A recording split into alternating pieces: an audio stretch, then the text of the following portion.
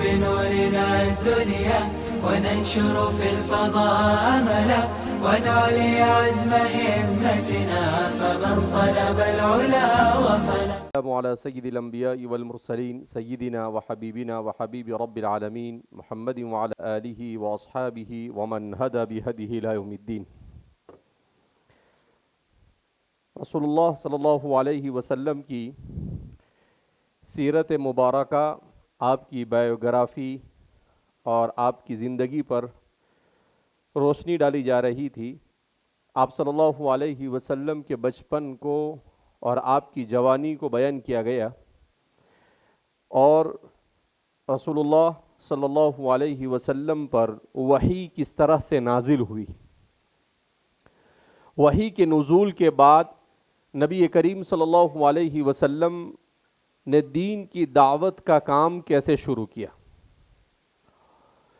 آپ صلی اللہ علیہ وسلم کو نبی بنانے کے بعد سب سے پہلے جس چیز کی ذمہ داری دی گئی، قرآن کریم میں اللہ فرماتے ہیں وَأَنذِرْ عَشِيرَتَكَ الْأَقْرَبِينَ. اے محمد عربی صلی اللہ علیہ وسلم، آپ اپنے قریبی رشتہ داروں کو ڈرائیے. تو آپ صلی اللہ علیہ وسلم نے دین کی دعوت سب سے پہلے اپنی اہلیہ محترمہ حضرت خدیجۃ الکبریٰ کو دی. حضرت خدیجہ نے فوراً اسے قبول کیا، اسلام میں داخل ہو گئی. اس کے بعد آپ کی زیر تربیت حضرت علی رضی اللہ تعالیٰ عنہ تھے، جو آپ صلی اللہ علیہ وسلم کے کزن تھے، آپ کے چچا زاد بھائی تھے.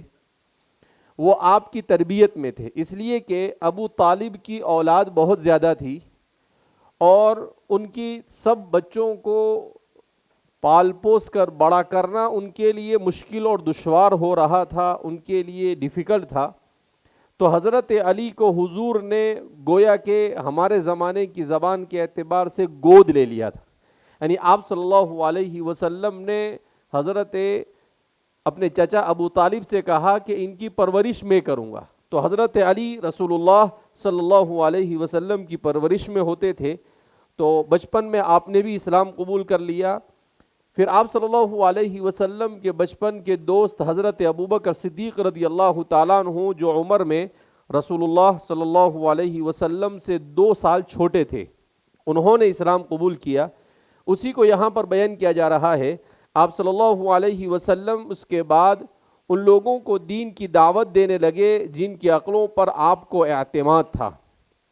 یہ کام تقریباً 3 سال ہوتا رہا، جس کا نتیجہ یہ ہوا کہ سمجھدار اور سنجیدہ سمجھے جانے والوں کی ایک بڑی تعداد اسلام میں داخل ہو گئی.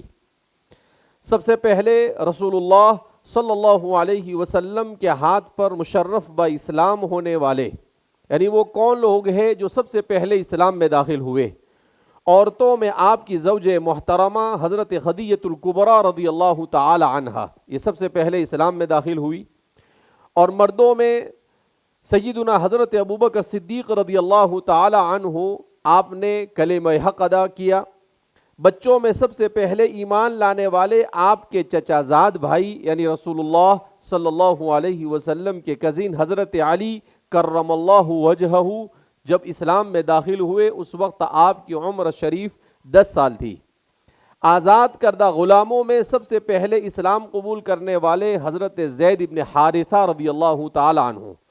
حضرت زید بن حارثہ یہ حضرت خدیجہ کے غلام تھے، مگر حضرت خدیجہ نے رسول اللہ صلی اللہ علیہ وسلم کو دے دیا تھا اور آپ صلی اللہ علیہ وسلم نے انہیں آزاد کر دیا تھا.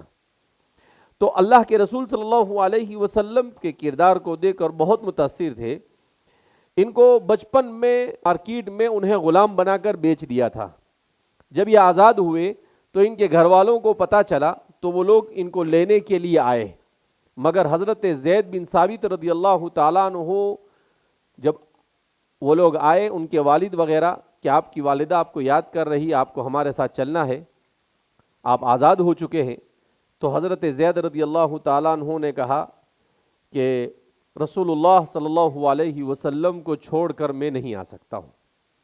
تو آپ نے بچپن سے حالانکہ آئے تھے مگر اپنے والدین کے پاس جانے کو بھی پسند کیا نہیں. رسول اللہ صلی اللہ علیہ وسلم کی محبت میں اسی لیے پورے قرآن میں صرف ایک صحابی کا نام آیا ہے، وہ حضرت زید ہے۔ فلما قضى زید منها وطرا زوجناکها، تو ان کی یہ قربانی اللہ کو اتنی پسند، اس لیے کہ آدمی ہر چیز کی قربانی دے سکتا ہے، مگر آدمی یہ قربانی اتنی آسانی سے نہیں دے سکتا ہے کہ اس کے پاس اپرچونٹی ہو، اس کے پاس موقع ہو، چانس ہو، اس کے باوجود وہ اپنے ماں باپ کے پاس نہ جائے، مگر انہوں نے قربانی دی تو اللہ کو یہ ادا ان کی اتنی پسند آئی کہ قرآن میں ان کا نام مینشن کیا گیا۔ یہ صرف فرد وحید اور اونلی 1% صحابہ میں سے ہے جن کا نام قرآن کریم نے ذکر کیا ہے۔ اور غلاموں میں سب سے پہلے سیدنا حضرت بلال ابن ابی رباح رضی اللہ تعالیٰ عنہ اسلام میں داخل ہوئے۔ حضرت بلال یہ ایک دشمن اسلام کے غلام تھے، جب اسلام لے آئے تو حضرت ابوبکر صدیق رضی اللہ تعالیٰ عنہ نے خرید کر ان کو آزاد کر دیا، بہت ظلم ڈھایا گیا۔ حضرت بلال جن کو ہم میں سے سب جانتے ہیں مؤذن اسلام، اسلام کے سب سے پہلے مؤذن حضرت بلال ابن ابی رباح رضی اللہ تعالیٰ عنہ، رسول اللہ صلی اللہ علیہ وسلم فرماتے ہیں کہ میں جنت میں گیا تو میں نے دیکھا کہ بلال کے آگے چلنے کی آواز آ رہی ہے۔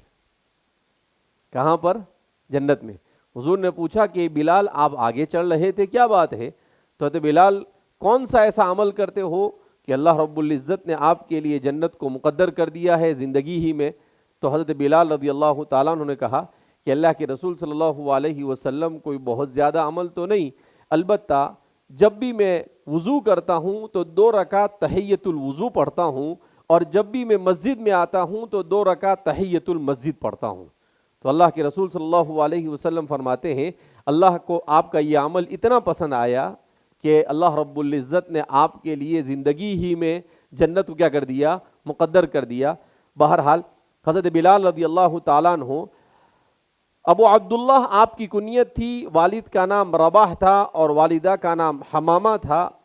حبشہ یعنی جس کو آج کل افریقہ کہتے ہیں، افریقن کنٹری سے آپ کا تعلق تھا، آج کل اس کو ایتھوپیا کہا جاتا ہے، آپ جہاں کے رہنے والے تھے۔ ریش کا ایک نامور سردار امیہ ابن خلف قریش کا ایک نامور سردار تھا۔ امیہ ابن خلف جو اسلام کا سخت ترین دشمن تھا، اس کے غلاموں میں حضرت بلال بن رباح بھی تھے۔ روایت کے مطابق یوں آتا ہے کہ نبی کریم صلی اللہ علیہ وسلم نے رات کے وقت کسی کے کراہنے کی آواز سنی کہ کوئی تکلیف سے آواز لگا رہا ہے، اور ساتھ میں چکی بھی پیسی جا رہی تھی، یعنی چکی پیسنے کی آواز بھی آ رہی تھی، جیسے اس زمانے میں چکی پیسی جاتی تھی۔ آپ بیدار ہوئے، دیکھا کہ غلام چکی پیس رہا ہے، ساتھ میں درد و کرب سے چلا بھی رہا ہے، یعنی آپ کو کوئی تکلیف ہوگی تو آپ چلا بھی رہے تھے۔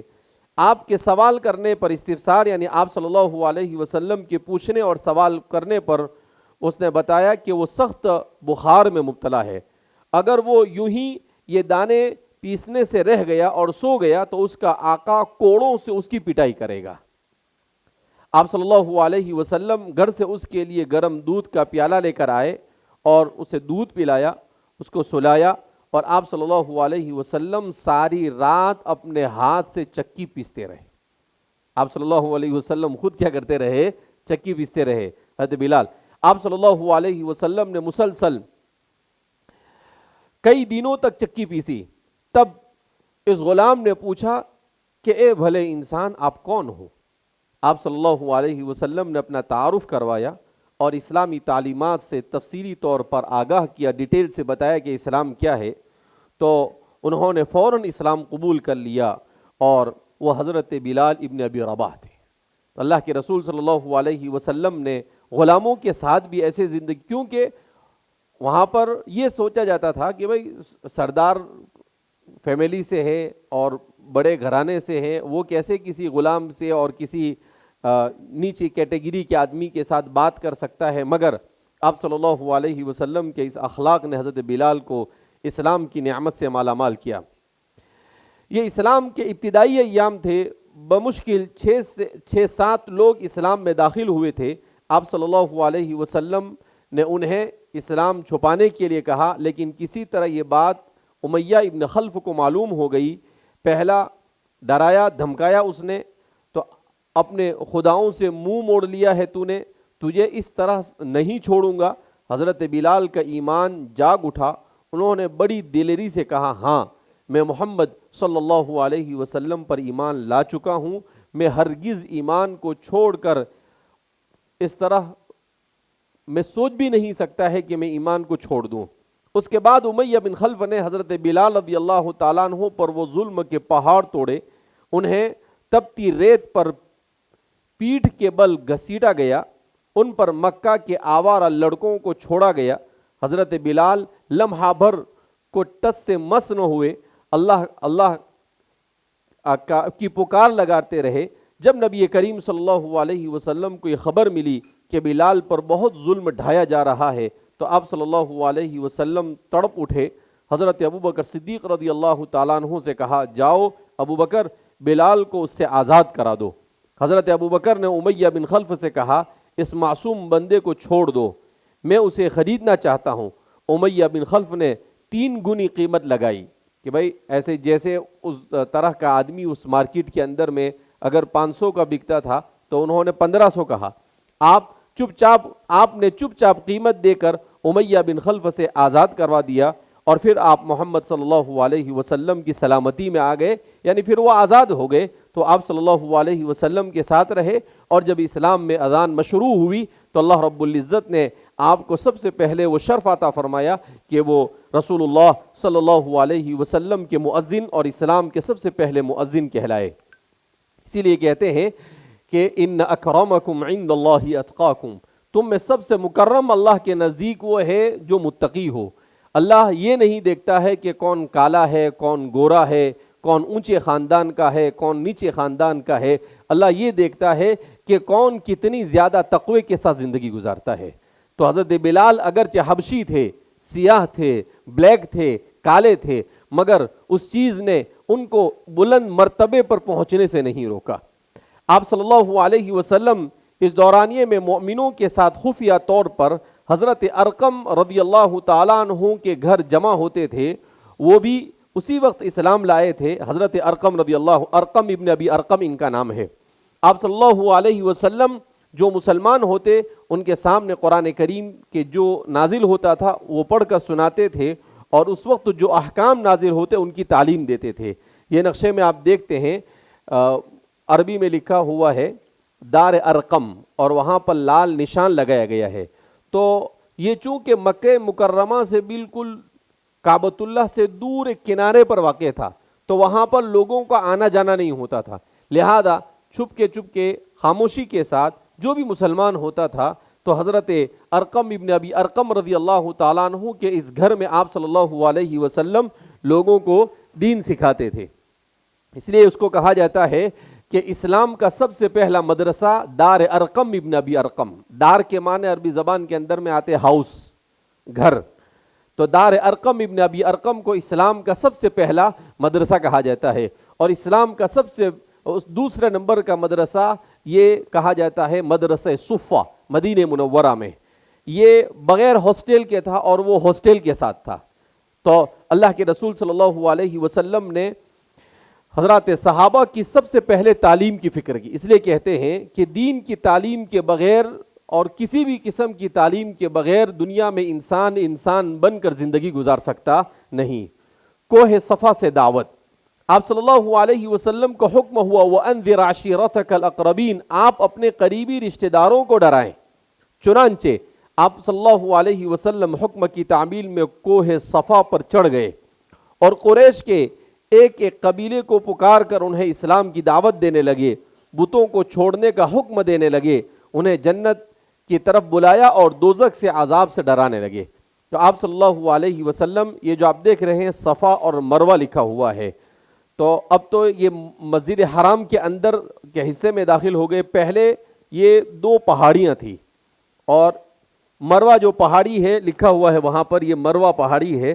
تو اس مروہ پہاڑی پر آپ صلی اللہ علیہ وسلم نے چڑھ کر، جیسا کہ دوسری تصویر میں آپ کو پہاڑ نظر آ رہا ہے، تو اس طرف کا جو ہے یہ مروہ ہے اور ادھر جو ہے وہ صفا ہے۔ ان الصفا والمروۃ من شعائر اللہ، آدمی کو عمرہ جب کرتا ہے تو کعبۃ اللہ کے ساتھ احرام باندھنا پڑتا ہے، احرام باندھنے کے بعد کعبۃ اللہ کے ساتھ طواف کرنے کے بعد مقام ابراہیم جو ہے اس مقام ابراہیم کے پاس 2 رکعت پڑھنی ہوتی ہے، اور پھر اس کے بعد صفا مروہ کے درمیان سعی کرنی ہوتی ہے۔ یہ کل ملا کر تقریباً 4 کلومیٹر یا 3.5 کلومیٹر ہوتا ہے، تو اس کے درمیان دوڑ لگانی ہوتی ہے، کہیں دوڑنا ہے کہیں چلنا ہے، اس کو صفا مروہ کہا جاتا ہے۔ تو یہاں پر ایک پہاڑی تھی، اس پہاڑی پر چڑھ کر اللہ کے رسول صلی اللہ علیہ وسلم نے قریش کو اسلام کی دعوت دی۔ ابو لہب، تبت یادا ابی لہب وتب، آپ نے پڑھی ہوگی اور بارہا پڑھی ہوگی۔ نبی کریم صلی اللہ علیہ وسلم نے جب دعوت کا کام شروع کیا، اور آپ نے سب سے پہلے مکہ والوں کو اور خاص طور پر اپنے قریبی رشتہ داروں کو، اس لیے کہ پورا مکہ آپ کا رشتہ دار تھا، دور کے قریب کے سب ملا کر، تو جب آپ نے لوگوں کو جمع کر کر دعوت دی تو سب سے پہلے مخالفت کی اور سب سے پہلے اگینسٹ کیا اس کا یہ، اور اس کا ویرودھ کرنے والا ابو لہب تھا۔ یہ آپ صلی اللہ علیہ وسلم کا سگا چچا تھا، مگر اس نے رسول اللہ صلی اللہ علیہ وسلم کو کہا تبا لک یا محمد علیاذ باللہ لہذا جمعتنا، اے محمد تیرا ناس ہو علیاذ باللہ، کیا تم نے اسی لیے ہم کو جمع کیا تھا؟ تو اس نے اللہ کے رسول کو تبن کہا، تو اللہ رب العزت کو پسند نہیں آیا کہ اللہ کے محبوب کو ایسا کہا اس نے، تو اللہ نے سورت نازل کر دی، کہا تو محمد کو تبن کہ تبت یدا ابی لہب، کہا تیرا ناس ہو، تو اس کا تو ناس ہی ہو گیا، اس کا پورا خاندان اسلام مخالف تھا۔ بہرحال جس کی تفصیل کو بیان کر رہے ہیں، رسول اللہ صلی اللہ علیہ وسلم کی دعوت کو سن کر سب سے پہلے ابو لہب کہنے لگا تیرا ستیہ ناس ہو، کیا اسی لیے تو نے ہمیں جمع کیا؟ ابو لہب نبی کریم صلی اللہ علیہ وسلم کی 11 چچاؤں میں سے ایک تھے۔ آپ صلی اللہ علیہ وسلم کی ولادت کے موقع پر ابو لہب کی باندی اپنے آقا کو بھتیجے کی ولادت کی خبر دینے پہنچی۔ باندی کو انعام دینے کے لیے ابو لہب نے جیب میں ہاتھ ڈالا، لیکن جیب خالی تھا، تو اس نے لونڈی کو مخاطب کرتے ہوئے کہا تم نے مجھے اتنی بڑی خوشخبری سنائی ہے، آج میں تمہیں انعام کے طور پر آزاد کرنے کا اعلان کرتا ہوں۔ یعنی آپ جب پیدا ہوئے تو اس نے خوشی میں ان کو آزاد کر دیا، مگر بعد میں جب آپ نے دعوت دینا شروع کیا تو آپ کی سب سے پہلے مخالفت بھی اسی نے کی۔ لیکن جب اسی بھتیجے نے اسلام کا پیغام پیش کیا تو یہی ابو لہب دوسرے مشرکین مکہ سے بھی بڑا دشمن بن گیا۔ ایام حج میں نبی کریم صلی اللہ علیہ وسلم جب بھی تبلیغ دین کے لیے، آپ صلی اللہ علیہ وسلم کو بھی ان سے بڑی مناسبت تھی۔ رسول اللہ صلی اللہ علیہ وسلم کی 2 صاحبزادیاں یہ ابو لہب کے 2 لڑکوں کے نکاح میں تھی، حضرت رقیہ اور حضرت ام کلثوم، یہ اس کے 2۔ لیکن جب اللہ کے رسول نے دین کی دعوت دینا شروع کیا تو اس نے ان سے کہا کہ ان دونوں کو طلاق دے دو، تو ان دونوں کو اس نے طلاق بھی دلوا دی۔ بعد میں وہ دونوں کے دونوں حضرت عثمان بن عفان رضی اللہ تعالیٰ عنہ کے نکاح میں آئی، اور حضرت عثمان بن عفان کو ذو النورین کا خطاب ملا، 2 نور والے۔ بہرحال ایام حج میں نبی کریم صلی اللہ علیہ وسلم جب بھی تبلیغ دین کے لیے باہر نکلتے تو ابو لہب آپ صلی اللہ علیہ وسلم کے پیچھے پیچھے چلتا، آپ صلی اللہ علیہ وسلم کو پیچھے سے پتھر مارتا، یہاں تک کہ آپ کی ایڑیاں لہو لہان ہو جاتی، آپ کی تکذیب کرتا، یعنی آپ کو جھٹلاتا کہ یہ جھوٹے علیاذ باللہ، اور کہتا کہ علیاذ باللہ یہ مجنون ہے۔ دوسری طرف ابو لہب حضرت صلی اللہ علیہ وسلم کا ہمسایہ بھی تھا، گھر میں گندگی پھینک دیا کرتا تھا، اس کی بیوی حضرت صلی اللہ علیہ وسلم کے دروازے اور راستے میں کانٹے دار جھاڑیاں رکھ دیتی تھی۔ اور یہ جو صورت ہے قرآن کریم کی سورہ تبت یدا ابی لہب، جس کو سورہ مسد کہتے ہیں، سورہ مسد کا شان نزول میاں بیوی کا یہی کارستانیہ ہے، یعنی انہوں نے رسول اللہ صلی اللہ علیہ وسلم کو بہت ستایا، تو آپ صلی اللہ علیہ وسلم کو ستانے کی وجہ سے اس کا پورا خاندان برباد ہو گیا۔ اس کی بیوی بھی قرآن کریم نے اس کے بارے میں بیان کیا، وَامْرَأَتُهُ حَمَّلَتَ الْحَطَبِ فِي جِيدِهَا حَبْلٌ مِّن مَّسَدٍ، اس کو بھی گلے میں پھانسا آیا اور وہ مر گئی۔ اسی طریقے سے مَا أَغْنَى عَنْهُ مَالُهُ وَمَا كَسَبَ، قرآن کہتا ہے نہ اس کا مال، وہ بہت مالدار تھا اور بڑا حسین و جمیل اور خوبصورت بھی تھا، تو اس پر بھی اس کو ناز تھا، تو سردار بھی تھا، مال و دولت بھی تھی، اور اس کو لڑکے بھی تھے، تو اللہ نے کہا نہ اس کا مال اسے بچا سکا اور نہ اس کی اولاد اسے بچا سکے. ما کسب کے دو معنی بیان کیے, ایک تو اس کا کمایا ہوا اور دوسرا اس کی اولاد. سیصلا نارا ذات لہب, وہ عنقریب پہنچ جائے گا ایسی آگ میں جو شعلوں والی ہے.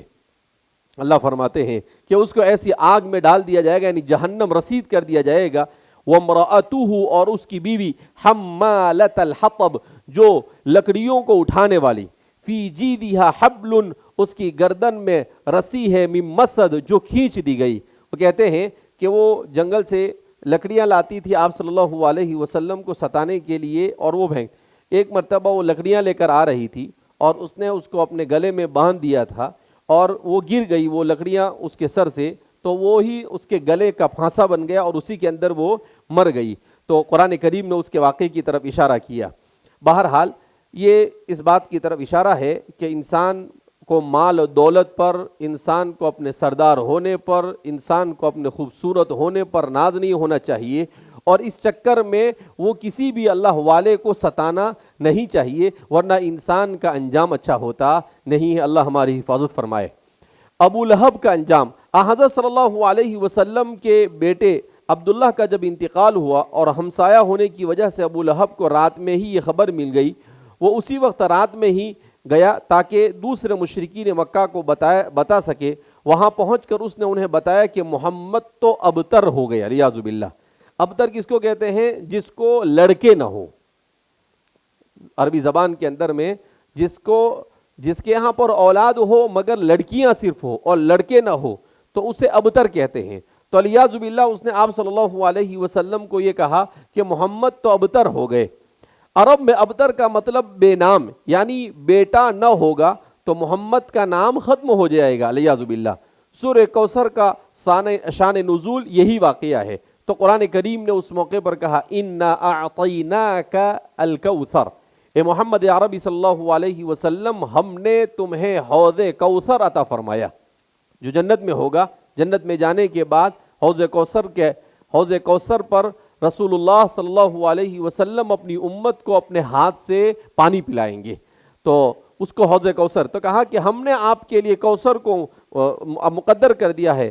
فَصَلِّ لِرَبِّكَ وَانْحَرْ, آپ اپنے رب کے نام سے نماز پڑھیے اور قربانی کریے. اِنَّ شَأْنِكَ هُوَ الْأَبْتَرُ, کہا کہ جو آپ کو ابتر کہتا ہے وہی ابتر. اس کی اولاد تھی مگر وہ سب کے سب اس کی زندگی ہی کے اندر میں عذاب کے بھیٹ چڑھ گئی. تو اللہ کے رسول صلی اللہ علیہ وسلم کو تو 1400 سال کے بعد بھی لوگ محبت سے کیا کر رہے ہیں, یاد کر رہے ہیں, مگر اس کے اولاد, مال, دولت سب کچھ ہونے کے باوجود بھی اس کا کوئی پرسان حال نہیں, بلکہ تبت یدا کہہ کر نماز میں بھی پڑھے آدمی, ایسے ہی پڑھے تو اس کے اوپر بد دعا بھیجی جاتی رہتی ہے. سورۃ المسد میں ابو لہب کے دونوں ہاتھ ہلاک ہونے سے مراد اس کی ذات کی ہلاکت ہے, اور آیت مبارکہ میں ابو لہب کی ہلاکت کی پیشین گوئی کی گئی. چنانچہ وہ بدترین موت مرا اور وہ جنگ بدر کے ایک ہفتے کے بعد کالے دانے کی بیماری سے مرا. اس زمانے میں کالا دانہ بیماری ہوتی تھی تو آدمی کو گردن میں یا کہیں پر پھنسی جیسی ہو جاتی تھی اور پھر وہ بخار آتا تھا اور اسی میں انسان مر جاتا تھا. تو یہ مر گیا اسی میں, جسے عرب میں عدسہ کہتے ہیں. اہل عرب اسے متعدی بیماری سمجھتے تھے, یعنی جیسے ہمارے زمانے میں کورونا آیا, پلیگ آیا, تو اس کو متعدی بیماری کہتے ہیں, یعنی جو ایک دوسرے سے دوسرے کی طرف ٹرانسفر ہوتی ہو, منتقل ہوتی ہو, اس کو متعدی بیماری کہتے ہیں. تو اس کا ایسا ہی سمجھا جاتا تھا اس بیماری کو. اس سے لوگ بچتے تھے, اس لیے 3 دن تک اس مردود کی لاش پڑی رہی, پھول پھٹ کر بدبو دینے لگی. تب اجرت دے کر, یعنی مزدور بلا کر, لکڑی سے اس کو ایک گھڑے میں پھینک دیا گیا. قرآن کریم نے جیسا کہا تھا تبت یدا ابی لہب, تو اس کا حشر ایسا ہی ہوا, یعنی اس کو کسی نے اپنے ہاتھ سے دفنایا بھی نہیں اور اس کو کسی نے ہاتھ بھی نہیں لگایا, بلکہ کرائے پر لوگوں کو بلا کر اس کی لاش کو گھڑے کے اندر میں ایسے ہی ڈال دیا گیا. علانیہ دعوت. جب اسلام میں داخل ہونے والوں کی تعداد 30 ہو گئی تو اللہ رب العزت نے آپ کو حکم فرمایا کہ اب اعلانیہ دعوت دے, یعنی اب ہر ایک کو دعوت دینا آپ شروع کر دے. جیسا کہ قرآن کریم میں اللہ رب العزت ارشاد فرماتے ہیں فاصدع بما تؤمر واعرض عن المشرکین, کہ آپ جس چیز کا حکم دیا ہے اس کی ندا لگائیے, اس کی طرف لوگوں کو بلائیے اعلانیہ طور پر. واعرض عن المشرکین, اور مشرکوں سے، شرک کرنے والوں سے آپ اعراض کیجئے۔ جس بات کا تمہیں حکم دیا جا رہا ہے اسے علی الاعلان لوگوں کو سنا دو، اور جو لوگ پھر بھی شرک کرے ان کی پرواہ مت کرو۔ اس کے بعد آپ صلی اللہ علیہ وسلم اور جو نئے مسلمان ہوئے تھے ان پر تکلیف کا سلسلہ شروع ہوا۔ مشرکین کو یہ بات ناگوار گزرتی تھی کہ آپ علیہ الصلاۃ والسلام ان کے کاموں کو بے وقوفانہ ٹھہراتے ہیں، یعنی آپ صلی اللہ علیہ وسلم کہتے تھے کہ بھئی آپ یہ پتھر اپنے ہاتھ سے بت بناتے ہو، اس کی عبادت کرتے ہو، دماغ کام کرتا ہے یا نہیں، تو ان کو یہ پسند نہیں آتا تھا کہ بھئی ٹھیک ہے ہم جو کریں ہم کو کرنے دو، ہمیں اس طرح سے آپ روکو مت۔ تو بیان کرتے ہیں کہ ان کے معبودوں کے نقائص بیان کرتے ہیں۔ حضور فرماتے ہیں کہ یہ پتھر ہے، لا یضر ولا ینفع، پتھر نہ نفع پہنچا سکتا ہے اور نہ نقصان پہنچا سکتا ہے، اور ان کے پاس ایسا نیا دین لے کر آئے ہیں جس میں صرف ایک معبود کی عبادت کی جاتی ہے۔ یعنی ان کو تعجب ہو رہا تھا کہ ایک ہی، بہت زیادہ ہونے چاہیے عبادت جس کی جائے وہ، کیونکہ ان کے 365 رکھے ہوئے تھے، کہاں پر؟ کعبۃ اللہ کے اندر میں، تو وہ چاہ رہے تھے کہ بہت زیادہ ہونے چاہیے، لیکن وہ سب کچھ علم رکھتا ہے اور وہ انتہائی لطیف اور باخبر ہے۔ کہا کہ اللہ اتنا پاورفل اللہ ہے، اتنے پاور والا اللہ ہے، کہا ہماری سمجھ میں آتا نہیں۔ کیوں؟ اس لیے کہ پتھر کی عبادت کر کر کر ان کے دماغ بھی پتھر جیسے ہو گئے تھے کہ صحیح بات ان کے دماغ میں داخل ہوتی تھی نہیں۔ آپ صلی اللہ علیہ وسلم کے دوسرے چچا ابو طالب آپ صلی اللہ علیہ وسلم کے چچا اور حضرت علی رضی اللہ تعالیٰ عنہ کے والد تھے۔ آپ کا نام عمران یا عبد مناف اور کنیت ابو طالب تھی، آپ کی کنیت تھی ابو طالب۔ تو آپ کے نام کے سلسلے میں دو قول ہے، یا تو عمران نام تھا یا آپ کا نام عبد مناف تھا۔ آپ کے 4 بیٹے اور 2 بیٹیاں ہیں۔ سب سے بڑے بیٹے کا نام طالب ابن ابی طالب تھا۔ طالب اسی لیے ابو طالب کا مطلب طالب کے والد۔ تو عربوں کے یہاں پر آج بھی رواج ہے کہ وہ لوگوں کو نام سے نہیں پکارتے ہیں، وہ رسپیکٹ اس میں سمجھتے ہیں کہ آپ کو پوچھیں گے، جب آپ سے تھوڑی سی دوستی ہو جائے گی تو پوچھیں گے کہ آپ کا سب سے بڑا بچہ ہے اس کا نام کیا ہے، تو آپ کہیں گے کہ بھئی میرا بڑا بچہ ہے اس کا نام حمزہ ہے، تو پھر وہ آپ کو ایسا نہیں کہیں گے حذیفہ، ایسا نہیں بولیں گے، ابو حمزہ۔ تو جو بھی بڑا بچہ ہوتا ہے اس کی طرف نسبت کر کر وہ پکارتے ہیں۔ تو ان کے بھی بڑے بیٹے جو تھے ان کا نام طالب تھا، اس وجہ سے وہ ابو طالب سے کیا ہو گئے؟ مشہور ہو گئے۔ باقی بیٹوں میں جعفر طیار، یہ بھی اسلام میں داخل ہوئے اور شہید بھی ہوئے۔ ان کو طیار اسی لیے کہا جاتا ہے کہ اللہ کے رسول صلی اللہ علیہ وسلم نے ارشاد فرمایا کہ جنگ میں ان کے دونوں ہاتھ کٹ گئے تھے، تو اللہ رب العزت نے ان 2 ہاتھوں کی جگہ پر جو اللہ کے راستے میں کٹ گئے تھے 2 پر دے دیے تھے ان کو، اور وہ جنت کے اندر میں اڑتے تھے، تو اس وجہ سے ان کو جعفر طیار کہا جاتا ہے۔ عقیل ابن ابی طالب یہ بھی اسلام میں داخل ہوئے، اور علی ابن ابی طالب شامل تھے، اور 2 بیٹیاں ام ہانی یہ بھی اسلام میں داخل ہوئی، اور دوسری جمانہ شامل ہے۔ تو یہ حضرت ابو طالب خود اسلام میں داخل نہیں ہوئے مگر ان کے سب بیٹے اسلام میں داخل ہوئے۔ دادا عبد المطلب کی وفات کے بعد 8 سال کی عمر سے آپ کے زیر کفالت رہے، یعنی آپ صلی اللہ علیہ وسلم دادا کا جب انتقال ہو گیا 8 سال کی عمر میں، آپ پیٹ میں تھے تو والد کا انتقال ہو گیا، 6 سال کے ہوئے تو والدہ کا انتقال ہو گیا، 8 سال کے ہوئے تو دادا کا انتقال ہو گیا۔ اس کے بعد حضرت ابو طالب نے آپ کو بڑا کیا۔ آپ صلی اللہ علیہ وسلم، آپ نے حضور صلی اللہ علیہ وسلم کا نکاح سیدہ خدیجہ رضی اللہ تعالی عنہا سے کروایا۔ آپ کی تقلید میں ابو لہب کے سوا باقی تمام بنو ہاشم نبی اکرم صلی اللہ علیہ وسلم کے پشت بناہ بنے رہے، یعنی آپ صلی اللہ علیہ وسلم اگر اسلام نہیں بھی لاتے تھے تو سپورٹ کرتے تھے، آپ کو ستاتے نہیں تھے، ابو لہب کو چھوڑ کر باقی سارے کے سارے، اور حضور اکرم صلی اللہ علیہ وسلم کے خاطر بڑی سختیاں وہ جھیلتے تھے، یعنی قریش کچھ بھی کہے تو وہ مسلمان نہ ہونے کے باوجود بھی آپ صلی اللہ علیہ وسلم، جیسے حضرت عباس بہت بعد میں اسلام میں داخل ہوئے مگر کبھی آپ صلی اللہ علیہ وسلم کو ستایا نہیں، اور آپ صلی اللہ علیہ وسلم کی اگینسٹ اور آپ کی مخالفت نہیں کی انہوں نے۔ آپ کے چچا ابو طالب کی حمایت، قریش چاہتے تھے کہ کسی طرح آپ صلی اللہ علیہ وسلم کا قصہ پاک کر دے، علیاذ باللہ آپ کو قتل کر دے، لیکن ابو طالب آڑے آئے اور آپ صلی اللہ علیہ وسلم کو ان کے سپرد کرنے سے انکار کر دیا۔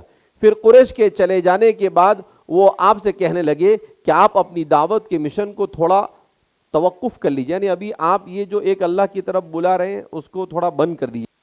آپ صلی اللہ علیہ وسلم نے اس وقت یہ مشہور بات کہی، قسم اگر یہ لوگ میرے داہنے ہاتھ میں سورج اور بائیں ہاتھ میں چاند دیں کہ میں اس کام کو چھوڑ دوں تو بھی میں اسے اس وقت تک نہیں چھوڑوں گا جب تک اللہ اس کو غالب نہ کر دے یا پھر میں ہی اس کی تبلیغ کرتے ہوئے شہید کر دیا جاؤں۔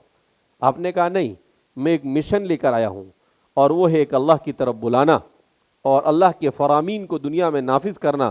کہا جب تک کہ میرا مشن پورا نہیں ہوگا میں اس سے رکنے والا نہیں۔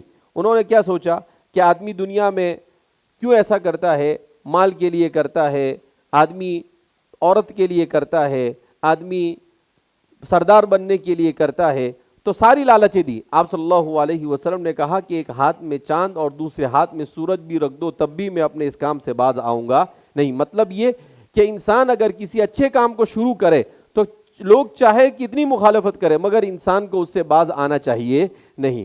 اس کے بعد مشرکین کی تکلیفیں آپ پر اور آپ کے صحابہ پر اور بڑھ گئی، حتیٰ کہ بعض مسلمان ان تکالیف کی تاب نہ لا کر شہید ہو گئے اور بعضوں کی بینائی چلی گئی، یعنی اتنا ستایا ان لوگوں نے کہ بہت سارے شہید ہو گئے، جیسے حضرت یاسر، حضرت عمار بن یاسر کے والد، ان کی والدہ حضرت سمیہ، ان کو بھی ابو جہل نے شہید کر دیا تھا۔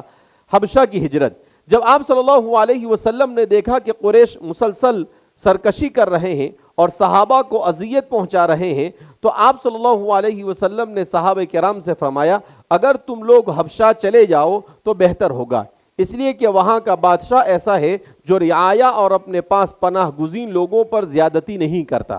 حبشہ جس کو آج کل ایتھوپیا کہتے ہیں، یہ افریقہ کا ایک ملک ہے۔ پھر جب اللہ اسلام پر کھل کر عمل کرنے کی راہیں ہموار کر دے گا تو تم لوگ چلے آنا۔ چنانچہ پہلی مرتبہ 12 مردوں اور 4 عورتوں نے ہجرت کی۔ پھر جب انہیں حضرت عمر رضی اللہ تعالیٰ عنہ کے اسلام لانے اور اسلام کے پھیل جانے کا علم ہوا تو واپس آ گئے، لیکن چند ہی دنوں کے بعد یہ لوگ کچھ اور مومنین کے ساتھ واپس لوٹ گئے اور اس دوسری ہجرت میں شامل لوگوں میں 83 مرد اور 11 عورتیں تھیں۔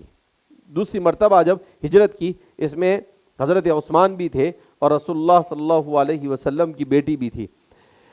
نجاشی، مواہب لدنیہ میں لکھا ہوا ہے کہ نجاشی جس کے پاس اعلان نبوت کے 5ویں سال مسلمان مکہ سے ہجرت کر گئے تھے، سن 6 ہجری میں اس کے پاس حضور صلی اللہ علیہ وسلم نے خط بھیجا اور سن 9 ہجری میں ان کا انتقال ہوا۔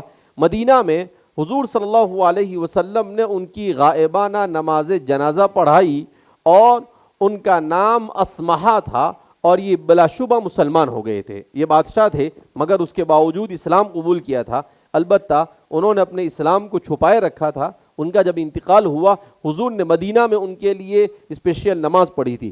نجاشی حبشی زبان کے لفظ نجوس بادشاہ کے معنی میں عربی بنایا گیا تھا ہے۔ نجوس شاہان حبش کا لقب تھا۔ عہد نبوی میں یہاں نجاشی حکمران عیسائی تھے۔ مکہ سے حضرت عثمان رضی اللہ تعالیٰ عنہ کی قیادت میں حبشہ کی طرف ہجرت کرنے والے مسلمان اسی کے پاس پہنچے تھے۔ حضرت جعفر طیار رضی اللہ تعالیٰ عنہ کی زبانی دین اسلام کی باتیں سنی اور قریش مکہ کے وفد کا مطالبہ مسترد کر کے مسلمانوں کو اپنے ملک میں پناہ دی۔ حضرت یعنی مکہ والوں نے وہاں جا کر شکایت کی کہ یہ جو تمہارے پاس آئے ہیں یہ تو اچھے نہیں ہیں، بہت ساری غلط باتیں کی۔ تو حضرت جعفر طیار نے اس وقت کہا کہ بلائے مسلمانوں کو، تو حضرت جعفر آگے بڑھے اور کہا کہ بھئی کیا تم کون سا دین لے کر آئے ہو؟ تو انہوں نے بتایا کہ بھئی ہمارے یہاں تو صلہ رحمی اور سب بتایا جاتا ہے، اور سورہ طٰہٰ کی تلاوت کی تو وہ اس سے بہت متاثر ہوئے اور اس کے بعد وہ اسلام میں داخل ہو گئے۔ صلی اللہ علیہ وسلم کی سیرت پر پروگرام چل رہا تھا، مجھے بمبئی کا سفر ہے تو اس لیے میں نے کہا کہ آج جلدی شروع کر جلدی ختم کر دوں۔ بہرحال چونکہ رسول اللہ صلی اللہ علیہ وسلم کی سیرت ہر مسلمان کو جاننی چاہیے، ہم پڑھتے نہیں تو کم سے کم سن لیں، تو اس لیے اب ہم نے یہ ارادہ کیا ہے کہ اسی طریقے سے ہم اس سیرت کو کیا کر دیں گے، 2-4 ہفتے میں جتنے ہفتے لگ جائے اس میں پورا کرنے کی کوشش کریں گے، تاکہ آپ صلی اللہ علیہ وسلم کی مکمل سیرت کو پڑھ کر اور سن کر ہم بھی اپنے آپ کو آپ کے نقش قدم پر چلنے والا بنانے کی کوشش کرے۔ اللہ رب العزت ہمیں رسول اللہ صلی اللہ علیہ وسلم کی مکمل اطاعت کرنے کی توفیق مرحمت فرمائے۔ سبحان اللہ و بحمدہ، سبحانک اللہم نشہد ان لا الہ الا انت نستغفرک و نتوب الیک۔